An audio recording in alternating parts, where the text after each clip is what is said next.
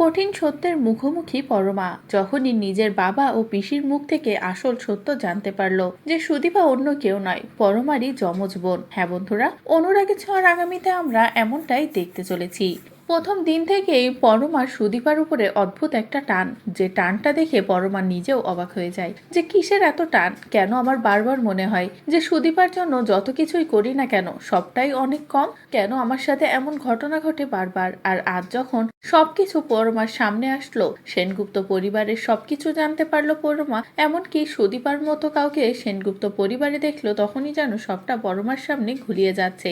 সুদীপাকে সুস্থ করে বাড়িতে আনার পরে পরমা বলে, এবার আমার আসল সত্যটা জানতেই হবে। এই দুই লকেটের রহস্যটাও কি, বাবা কোথা থেকে এনেছিল এই লকেটটা, আর পিসিও তো বলতে পারবে যে সুদীপার কাছেও এই লকেটটা কিভাবে আসলো। কি রহস্য আছে এই সবকিছুর পিছনে, সেটা আমাকে জানতেই হবে। কিন্তু তার আগে পরমা অব্রকে সবটা বলতে চায়। তবে পরিবারের সকলের আনন্দ দেখে অব্র এতটাই ব্যস্ত থাকে যে পরমার কথাতে পাত্তা করে না। কিন্তু পরক্ষণে যখনই পরমার বাবা আবারও চৌধুরী বাড়িতে আসে, তখনই পরমা নিজের বাবাকে খেয়াল করে যে তার বাবা পিসির সাথে কথা বলতে গেছে, যেটা দেখেই পরমার সন্দেহটা আরো বেড়ে যায়। পরমা ঠিক তখনই দুজনকে একসাথেই ধরে আর বলে, আজ তোমাদের আমাকে আসল সত্য বলতেই হবে। কিন্তু পরমার বাবা কোনো কিছুই বলতে চায় না।